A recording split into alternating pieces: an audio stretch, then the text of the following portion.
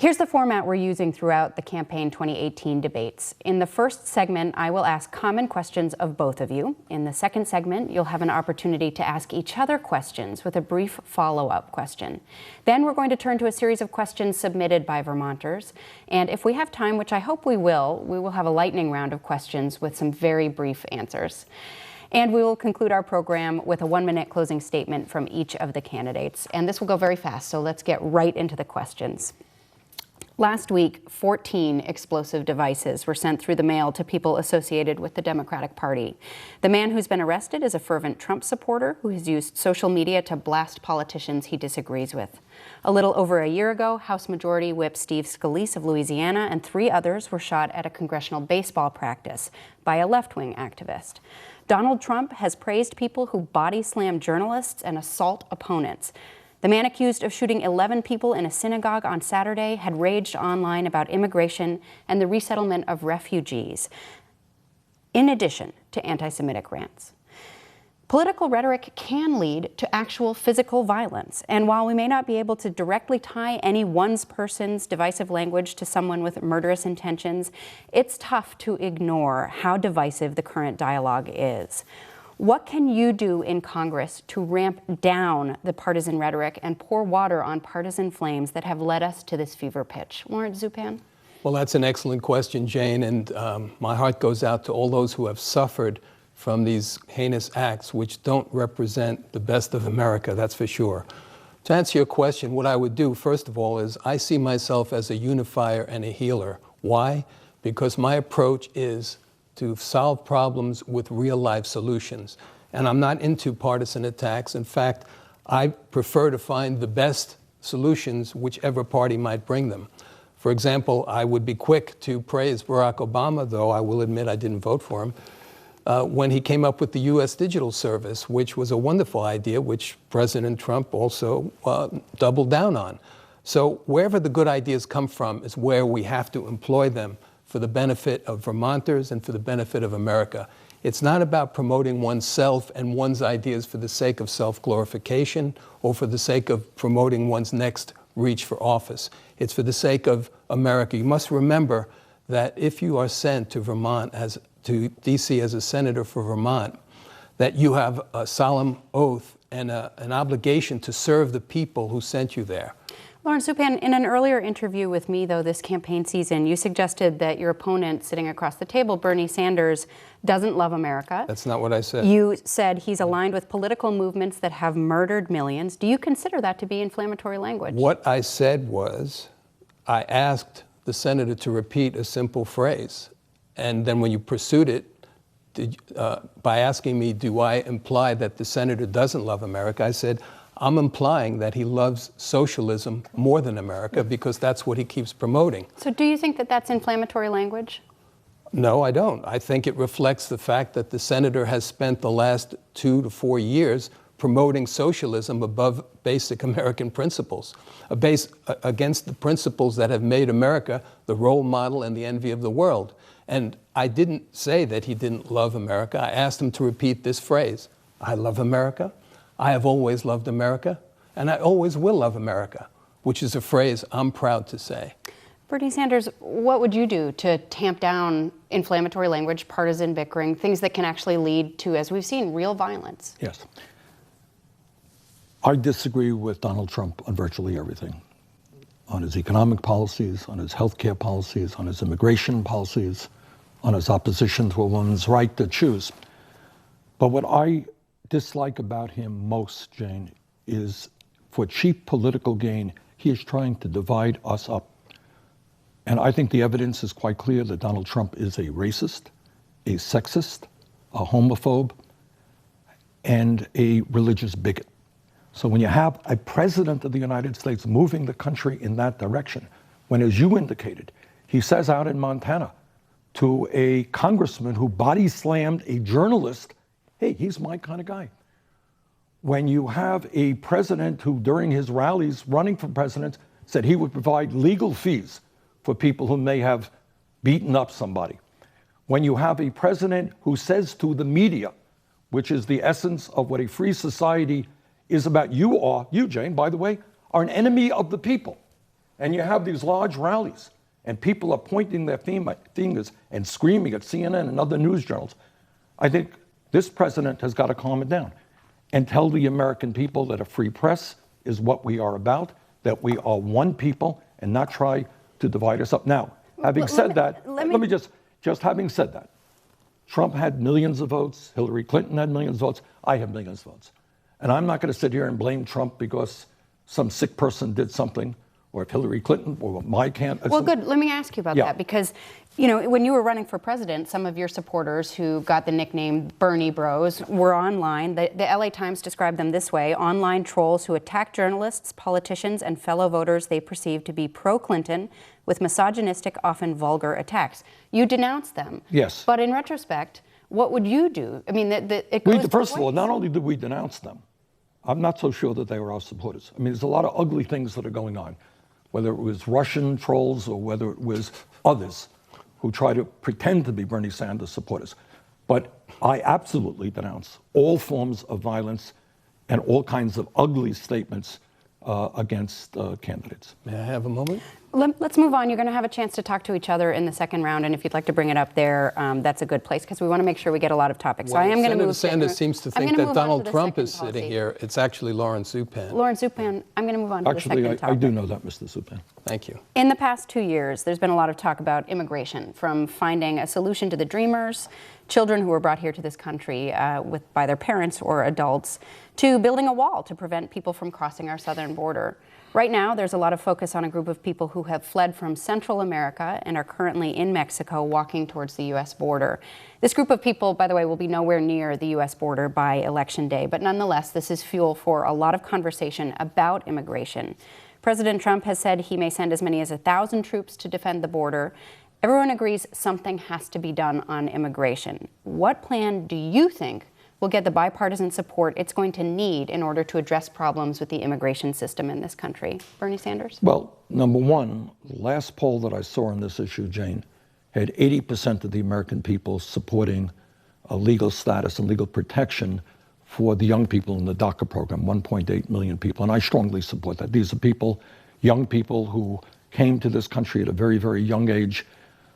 Many of them are in school, they're working, some of them are in the military. So we have to provide legal status to the DACA people. We have about 10 million undocumented people in this country. Overwhelming majority of the people are honest, hardworking people.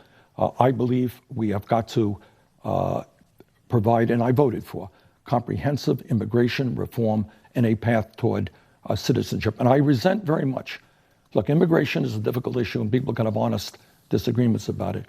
But to demonize immigrants is, again, not what this country is about, and that is what Trump does in trying to divide us up. So in order, though, to have something that works better, I mean, everybody on all sides of the political spectrum agrees something has to be done, but it doesn't ever seem to go forward. So I mean, how would you make that work? Well, we had bipartisan support in the Senate for immigration reform, just not enough votes. And I would hope very much that the Congress listens to the American people. What the American people want is not only to protect the young people in DACA, they do want comprehensive immigration reform. If you threw out all of the undocumented workers in agriculture today, some 2 million people, food prices would be off the charts, and you'd have a collapse in agriculture in America. Lawrence Zupan, what would you do? Well, first of all, I must make a clear demarcation between legal immigration and illegal immigration. People from one side of the political divide seem to enjoy muddying that water. Legal immigration is where people are allowed into the country based on the respect for the laws of our land, which all citizens are called upon to respect. Illegal immigration is where people crash our borders and wind up living off a welfare system that is paid for by the taxpayers and the citizens of the United States of America. So we have to make a clear distinction. My grandparents were legal immigrants. In my youth, I helped somebody obtain a legal green card, and I knew what a rigorous process it was, but it was legal and correct, and it was accomplished.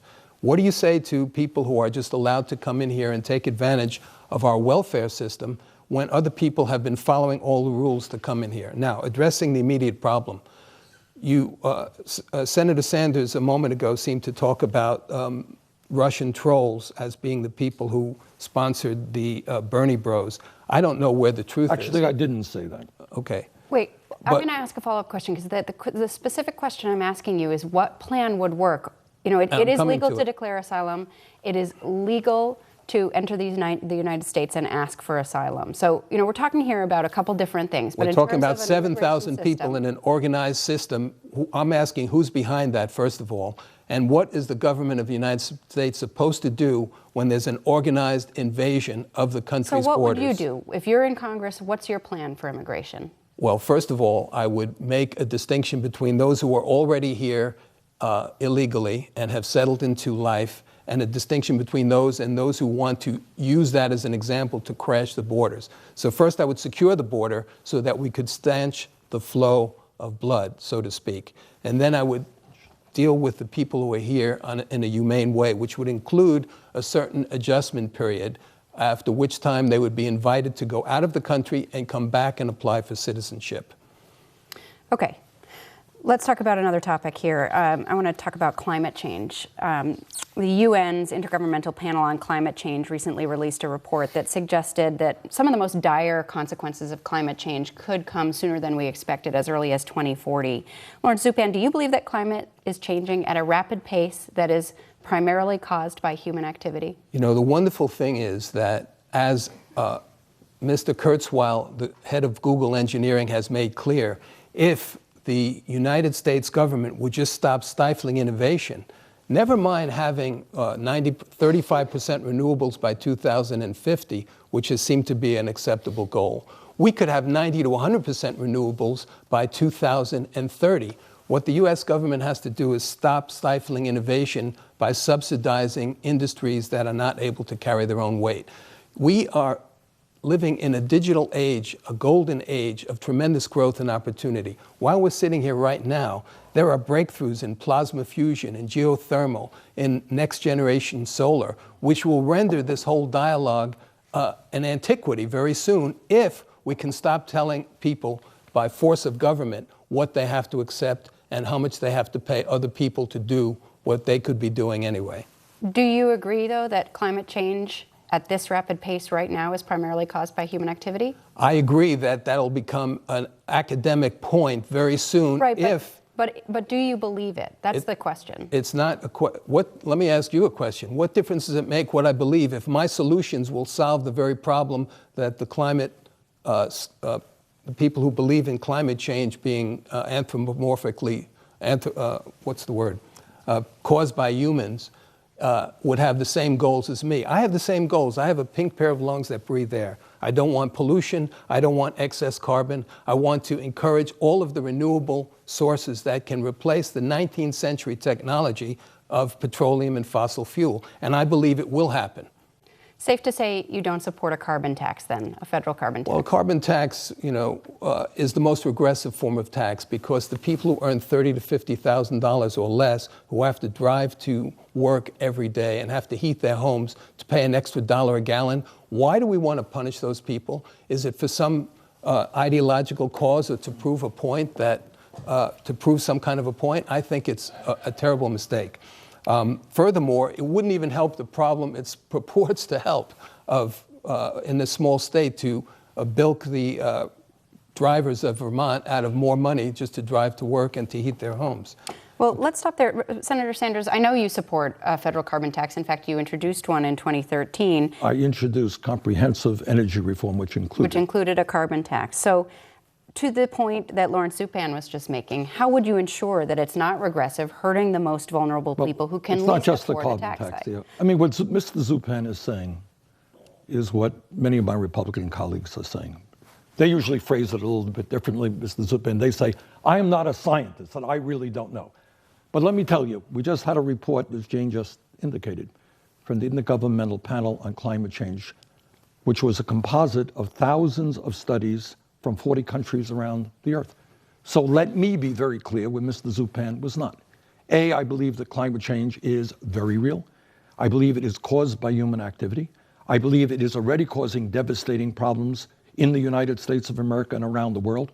And I am scared to death about the report from the IPCC, where they say if we don't get our act together in 12 years, this planet will be suffering irreparable harm. That's the kind of planet we're going to be leaving to our kids, which will be increasingly uninhabitable and unhealthy. We need to take drastic action to transform our energy system away from fossil fuel to energy efficiency and sustainable energy. I am proud of being an author of one of the more comprehensive pieces of energy legislation, of bringing money into the state to move us to solar energy.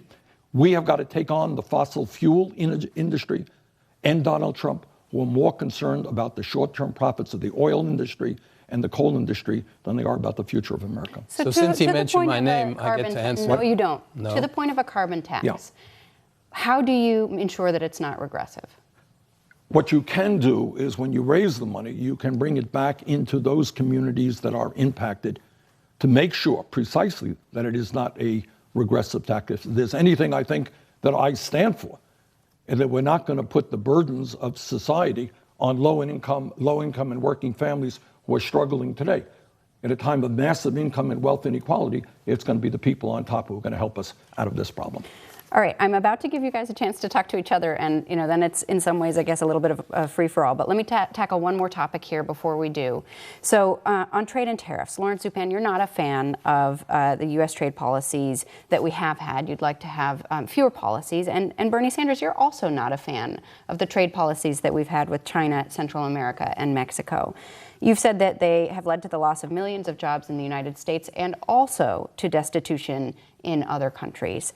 This perhaps is an area in which you and President Trump agree, although you have different reasons and different solutions. Don't carry it too far.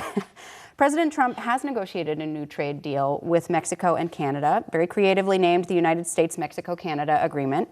It comes on the heels of significant import tariffs and retaliatory tariffs placed on all kinds of goods coming into and out of this country. How will you vote on the new version of NAFTA, and is it a good agreement? Well, I don't know that. I think it will be altered by the time it gets through Congress. I believe that our past trade policies, as you indicate, have been a disaster. I think they've led to the loss of tens of thousands of manufacturing plants in this country, where large corporations, middle-sized corporations are shutting down here, going for cheap labor in China, Mexico, and other desperate countries where people are paid 50 cents an hour or $1 an hour. So we need to create trade policies that work for American workers, but also do not crush the poor people around the world. Among other things, my concern with Trump's kind of helter-skelter policies is that they lack the kinds of enforcement capabilities. You can have a piece of legislation, but if it's not enforceable, it doesn't mean anything at all. Lawrence Zupan? Well, after watching the last several administrations basically be a trade treaty doormat for most of the world, China, Japan, and Europe, I'm glad that someone at least is raising the question of equity in our trading partners. And I believe that what President Trump has done is he's put the world on notice that the previous treaties wherein we were taken advantage of and we didn't use our skills at negotiating nearly as well as they could have been used, those days are over. I'm glad that at last there's somebody sitting in the White House who's rolled up his sleeves and shown the world that there's actually a bicep left in America. And so that's a beginning for new trade treaty negotiations. And that's a beginning for success in negotiating. When the other side thinks you're weak and you're going to roll over, that's a formula for disaster, which is what we've experienced for the last 30 years. So the present tariff situation, I believe, is sort of like the guide wheels on the back of a bicycle when you're learning how to ride. And that after a certain point, we won't need those tariffs anymore because we will have normalized our trade relationships with the rest of the world. And the rest of the world will give the United States the proper respect it's deserved. That concludes the first segment of the debate. When we come back, the candidates are going to have an opportunity to talk to each other, ask one another questions directly, and answer. And now back to the debate taking place in Vermont. Candidates for U.S. Senate, Republican challenger Lawrence Zupan and independent incumbent Bernie Sanders. The candidates will now have an opportunity to ask each other questions. I want to remind you, questions should be 30 seconds, and they really do need to be questions. You'll get a chance to answer, and then there's a chance for a follow-up question and answer as well. We're going to start with Lawrence Zupan, your question for Bernie Sanders. The last time you ran for office, you missed 37 out of 38 votes one quarter and 115 out of 163 the rest of that year. How can you justify to the voters of Vermont such dereliction of duty? And how will it be believed that if you were reelected for the next 2 years, you will be making Vermonters a priority over your personal, political, and presidential goals? As somebody who served as mayor of Burlington and the Congress for 16 years and now in the Senate for 12 years, I've always made Vermont my major priority. But as I think you know, what you forgot to tell people, I ran for President of the United States of America. And when you run for President of the United States of America, you got to get out of Vermont, and you got to get out of Washington. And you got to run all over the country to talk about the need for health care for all people, for raising the minimum wage to a living wage, to deal with the issues of climate change and a woman's right to choose. And in running all over the country, what I'm really proud of is that in many ways we have changed the political dialogue in America. That right now there is a broad consensus that we need a government that works for all of us and not just the 1%. And I'm proud of the role that I played. So obviously when you run for President of the United States, you're going to miss votes. But I made it my business, by the way, to come back to Washington when there were key votes, when my vote mattered. So for the next 2 years, what will you be doing if you were reelected? Running for president or representing the people of Vermont? That is a decision. Or representing the people of Vermont? That is, I always represent the people of Vermont. And when we talk about legislation that protects working people in this country, wherever I am, that benefits the people of Vermont. Senator Sanders, a question for Lawrence Zupan. I am very proud, Jane, to have a lifetime 100% pro-choice voting record. I must tell you that I get tired of many of my conservative colleagues who talk about getting the government off the backs of the people. We want to deregulate everything. But when it comes to a woman's right to control her own body, well, they think that state government and federal government should be right in there telling every woman in this country how she can control her own body, or whether she can control her own body. Mr. Zupan, do you believe that a woman has a right to control her own body, or should that be the federal government? You know, knowing that you were going to ask me this question, I promised my wife that I would answer it after you answered the following question. How far outside a mother's womb does the baby's skull have to be before you would forbid? Answer my I'm answering question. it. I'm answering your question. If you don't like the answer, I'm sorry. How far outside the mother's womb does the baby have to be before you would forbid the doctor from puncturing its skull and vacuuming out its brains? Right, good. How We've far? heard that rhetoric from Trump. How far? Answer your question. I am gathering that what you say, and correct me if I'm wrong, that you believe it is the government who should tell every woman in this country whether or not she's going to have an abortion or not. I believe that this is a settled law in this country, and that by talking about abortion all the time, you are ignoring a bigger scandal that affects every woman, whether she's post or premenopausal. And that is the fact that women's health care in this country is a second-class status. Do you know that almost all biomedical research that's done and lab research is geared towards men because it's less expensive? If I am please don't interrupt me, Senator. Well, if I am the new senator, I will sponsor legislation that puts women on an equal footing with men for the important, all-consumingly important biomedical research. This is by far a more pressing issue for all the women of Vermont and all the women of America than the bygone conclusion about the issue of abortion. The answer then, through the non-answer, is that you don't believe a woman should be able to make that decision. You believe the government should.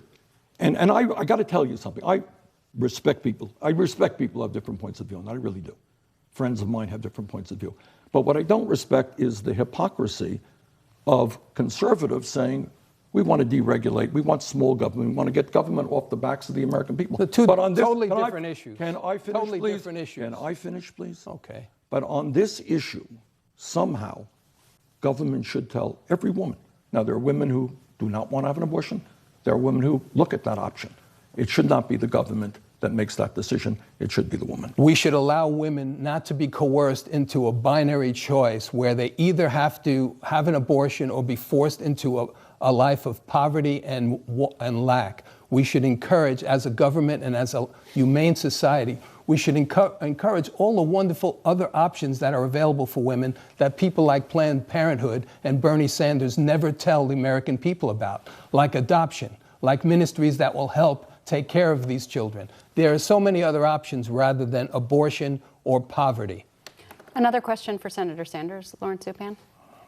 Yes. I'm so glad you've been able to live the American dream to become a millionaire by selling your books on Amazon. What advice do you have for young Vermonters who would want to be a multimillionaire like you? Well, unfortunately, I am not a multimillionaire, and I'll tell you how you could do it. I grew up in a family that did not have a lot of money, and we wrote a book. I wrote a book. It's called Our Revolution. You should read it. It's a pretty good book. It was number 3 on the New York Times bestseller list, translated to 5 or 6 languages, sold all over the world. And you know what? When you write a best-selling book, you actually make some money. And I did. And I'm not ashamed of the fact that I wrote a book that talked about how we revitalize American democracy and was very specific about ideas about how we can create an economy and a government and a healthcare system that works for all. So in that narrow sense, Mr. Zupan, you could become a millionaire, I suppose, if you write a best-selling book. That's what I did. So a book about our revolution. I would like to encourage everyone who read your book to also read the history of the American Revolution, much of its glorious history having occurred right here in Vermont and nearby. And my contention is that the first American Revolution, which declared that we have the inalienable rights to life, liberty, and the pursuit of happiness, and which gave rise to the United States Constitution and the most successful country in the history of the world, that first American Revolution, my dear fellow Vermonters, gave us everything we need, and that Senator Sanders' reinvention of the word revolution to describe the post-Marxist ideas where government takes over everything and in its infinite wisdom redistributes to everybody else is not revolutionary at all. It's regressionary. The United States of America has fed, housed, clothed in freedom more people than any other country in the history of the world.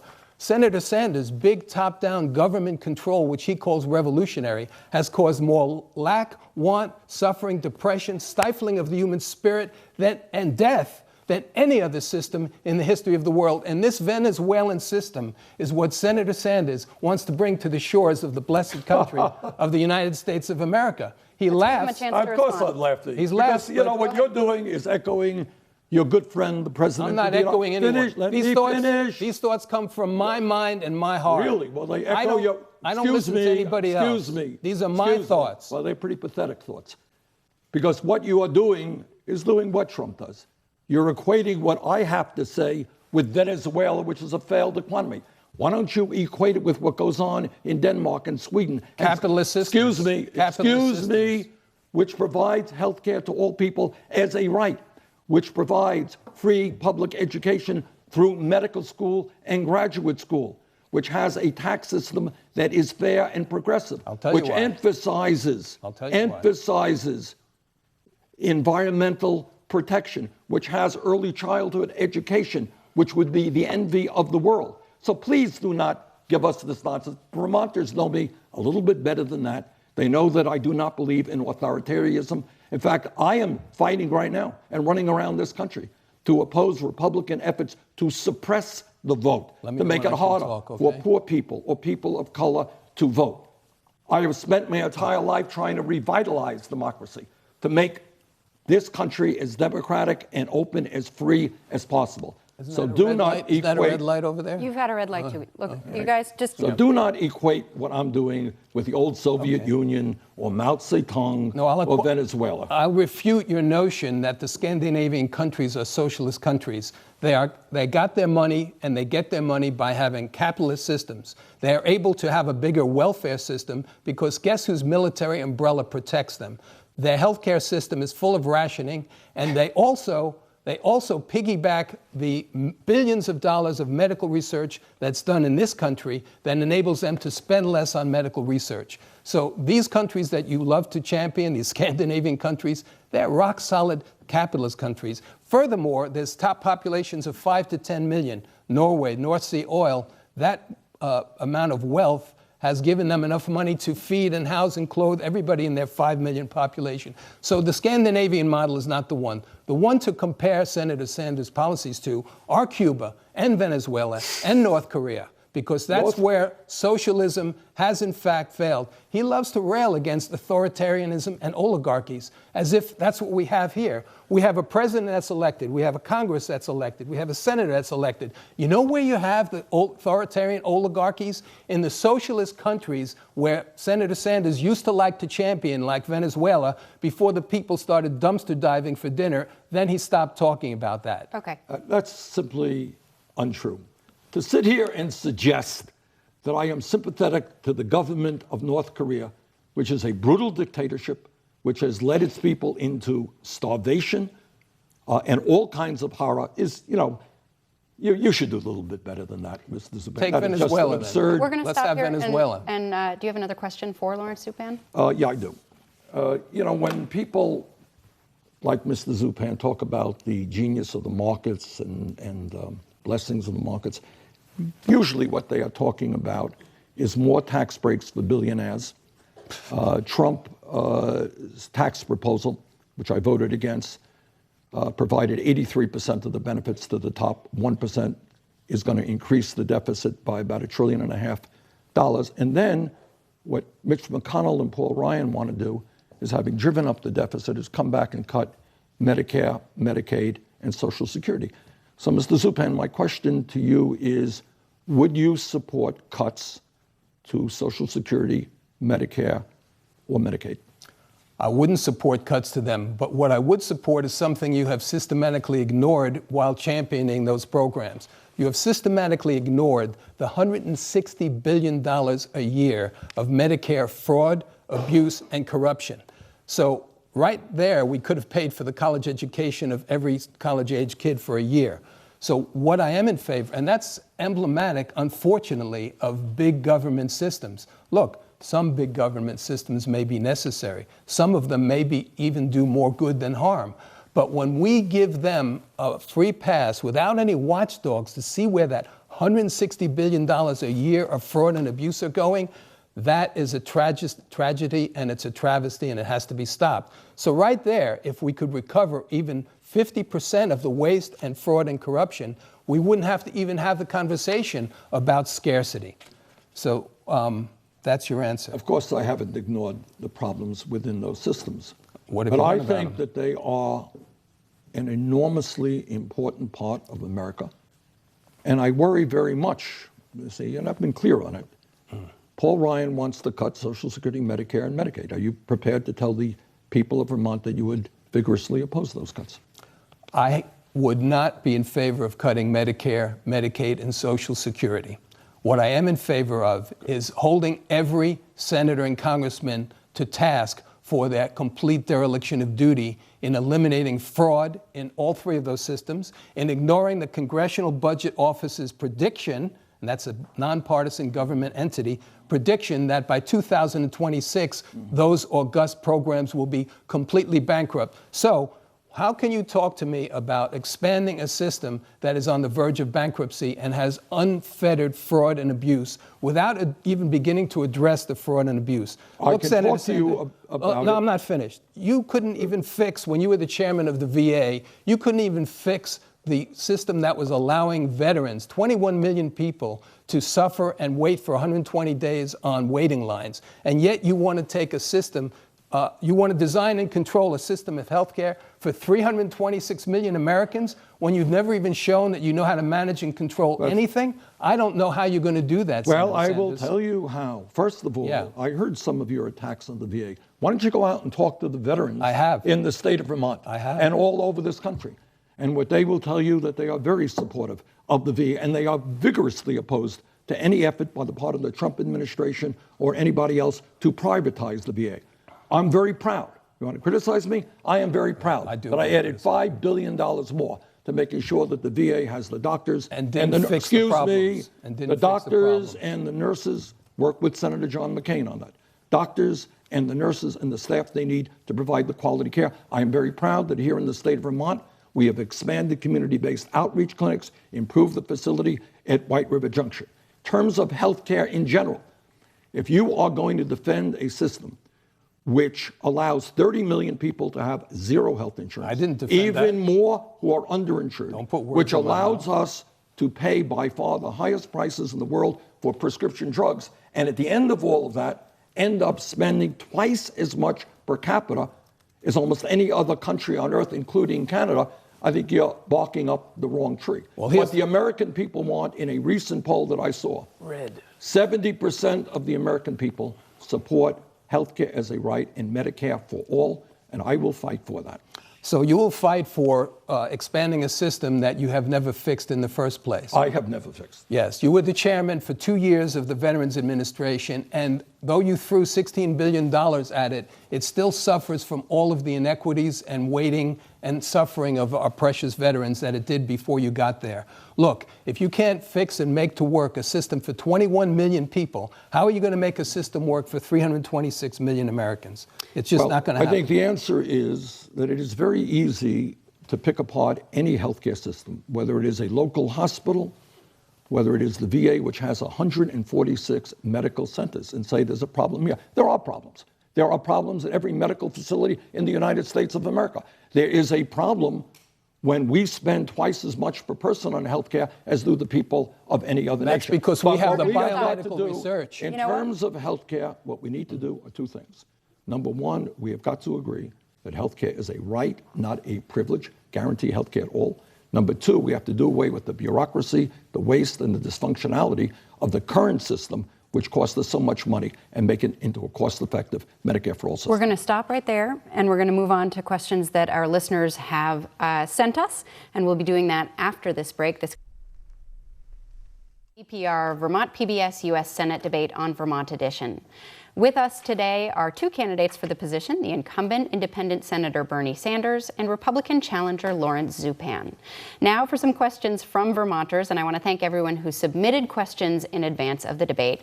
Candidates, in this case, please do limit your answers to 60 seconds. And we're going to start with a question from Dave in Middlebury, who asks, if elected, what will you do to protect Vermont's choice to legalize cannabis from Jeff Sessions' promised crackdown on states that have legalized? Lawrence Zupan, you go first.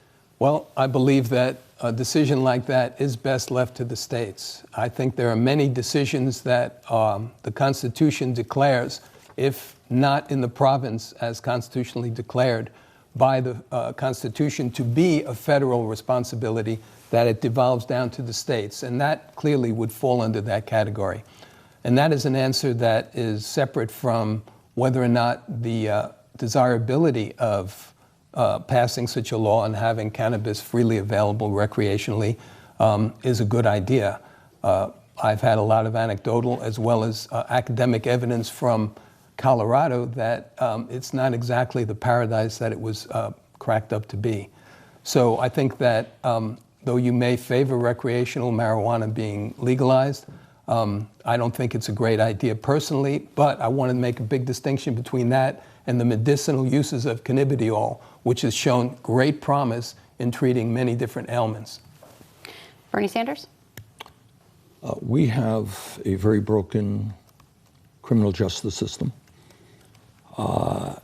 in which we end up as a nation having more people in jail than any other country on earth.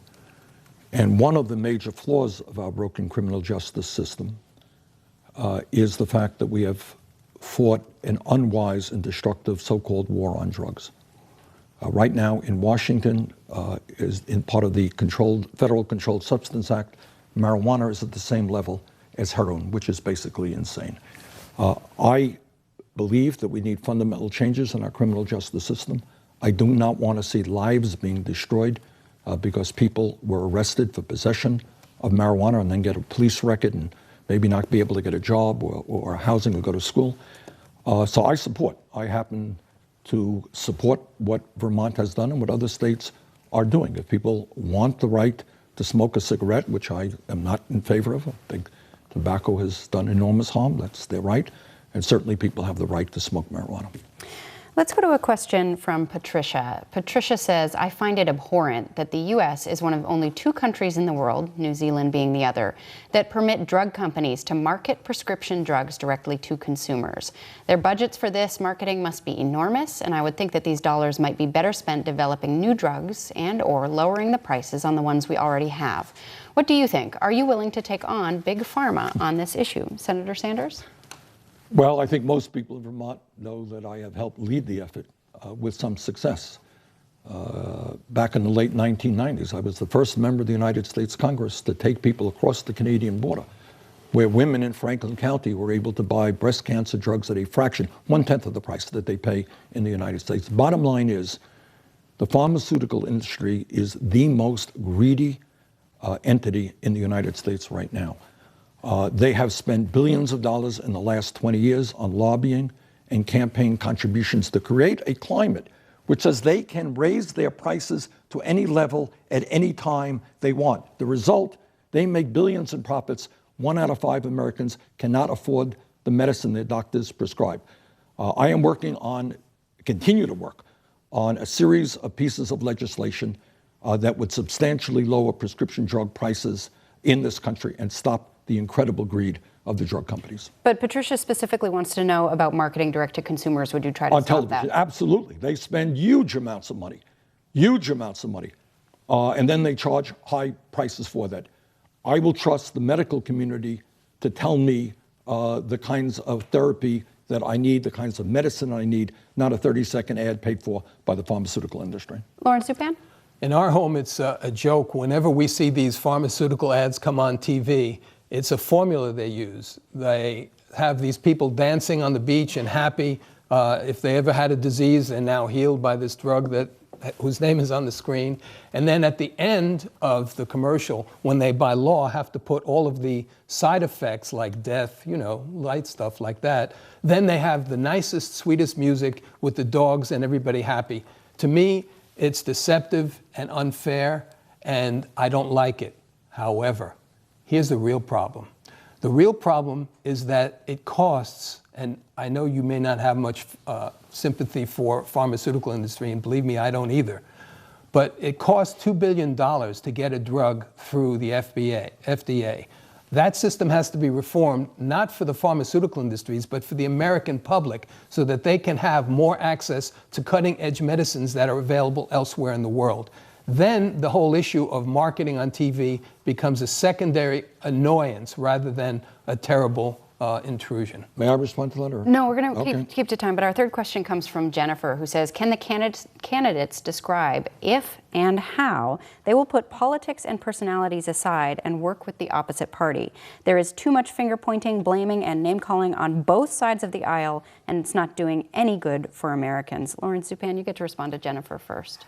Well, Jennifer, I think that's an excellent question, and my goal would be to be a unifier in the United States Senate. As I mentioned earlier, my objective in every situation is to find a solution that works, a legislative solution, whether it comes from a Democrat, a Republican, or an independent. I'd even try to be blind to the source of it, if that were possible, in evaluating ideas and legislation. And in so doing, I think that in itself will generate a collegial attitude which will benefit Vermonters and Americans. I agree. The polarization that has occurred with astounding intensity in the last 6 months, year, 2 years, 5 years, or even 12 is something that needs to be conscientiously reversed, but it starts in the heart and mind of the individual senator and congressman. Bernie Sanders? Well, that is a good question. Yeah, I would remind Jennifer that in the late 1990s, and this will surprise some people, I passed more amendments, that was when I was in the House, more amendments on the floor of the House that were bipartisan, that's when the Republicans controlled the House, than any other member of the Congress. And what you do is you look at the issues. In fact, one of the amendments that we passed had to do with the high cost of prescription drugs. I worked with the late Senator John McCain on the most comprehensive veterans bill in recent history. So I think the goal here is to look at the issues. I think we have some potential. I think Republicans understand, as well as Democrats and independents, that our infrastructure is collapsing in this country, that we need to invest heavily in rebuilding our roads and our bridges, and our water systems and our airports, and we can create many millions of good-paying jobs in doing that. That can be a bipartisan issue. So I think you look at the issues and you go from there in a bipartisan way. Our fourth listener question comes from John in Putney, and we can kind of roll this right into the lightning round if you'll oblige. So, fairly quickly, about 30 seconds. What is the one biggest problem in America today is what John in Putney is hoping you'll respond to. And Senator Sanders, you go first. It's a hard question, but I think the answer is that I worry very, very much about the growth of oligarchy and authoritarianism in this country. And by oligarchy, I mean you today have an incredibly unfair distribution of wealth and power. And with that incredible wealth of the people on top, they are now spending hundreds and hundreds of millions of dollars to buy elections. So the fact that American democracy is evolving into a system where a handful of billionaires have enormous economic and political power is something that worries me very deeply. Lawrence Zupan. Again, I would say that the place where you find authoritarian oligarchy is in socialist countries. That's not what you find in America. Although, and Senator Sanders is fond of talking about the distribution of wealth as if that's somehow the responsibility of government. The distribution of wealth occurs by people and companies producing wealth that didn't exist before. So if not that, what's the biggest problem facing in America? That's what John wants you to answer. The biggest problem facing America is Senator Sanders' success in persuading people that America isn't the greatest country in the world. All right, so let's do a couple of lightning round questions. We've got a little bit of time, and these, if you can keep them to 15 seconds or less, that would be helpful. We can get more in. What should our minimum wage be? Lawrence Zupan? Well, I would invite Senator Sanders to join me in acknowledging that $15 an hour is totally inadequate for a living wage. In fact, I would invite him to join me in considering solving the benefits cliff problem, because even if we force employers to pay $15 an hour, many people will fall off the benefits cliff, by meaning that they will no longer be eligible for benefits. So what I think we need to do is, and this is a problem that can be solved, and when it's solved, it'll solve two problems at once, because we'll have more people productively re-entering the workforce because they're not worried about losing their benefits, and we will have people enjoying the pride and privilege of being productive members of society. This is lightning, remember? Okay. Bernie Sanders. Mr. Zupan didn't answer the question. What do you think? And the answer to the question is that nobody in America who works 40 hours a week should be living in poverty. And I'm very proud, Mr. Zupan may not like it, but I'm very proud that as a result of my presidential campaign and working with people in the fight for 15 plus a union, we have made real progress all over this country in making it clear that at the very least, every worker in America should earn $15 an hour as a federal minimum wage. And right now, that means replacing a $7.25 starvation minimum wage in Congress. Bernie Sanders, do transgender people deserve legal protected status? Yes. Lawrence Zupan? Everybody deserves legal protected status in this country, every citizen. Including transgender people? Yes. To preserve their identity? I'm not sure what you mean by that. President Trump has said he would consider legislating out the idea that somebody could have their gender be what they say their gender is, what their gender identity is, rather than what is either on their birth certificate or what genitalia they have. This is a complicated question that deserves a lot of study, because it's clear that people are usually born, as I've noticed in my 71 years, one gender or another. What is the cost to society of establishing a third gender? This is not to tell people what they could do with their surgical preferences, but when you ask society to make a judgment about it and alter the whole infrastructure of society around it, it needs to be studied. Okay. Time now for a closing statement from each candidate, and we determined the order via a secret private coin flip yesterday. Senator Sanders, you get to start us off. Well, let me begin by thanking you for sponsoring this debate, and most importantly, thanking the people of Vermont for allowing me to represent them for 2 terms in the United States Senate, as well as 16 years in the House. And Jane, what I have tried to do is take the values of this very great state of ours and stand up for justice, economic justice, social justice, environmental justice, racial justice, to try to create an economy which is not dominated by the people on top, but works for everybody, try to revitalize American democracy in respecting and understanding the town meetings that we have. One person, one vote, not billionaires buying elections.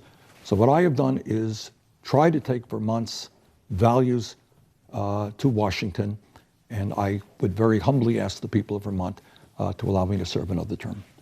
Lawrence Zupan. Thank you, Jane, and thank you to VPR and for everybody here who is part of the infrastructure of this program. I am thrilled at the prospect and the opportunity to serve the people of the state of Vermont.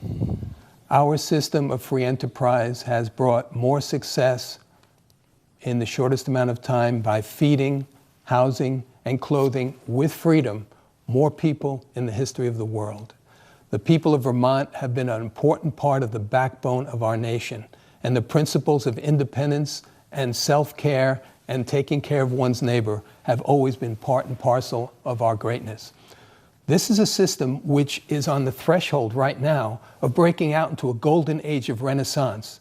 Instead, what Senator Sanders wants to offer us is a system of top-down government control where the government exercises its rights to tell us everything we can, have, and should do.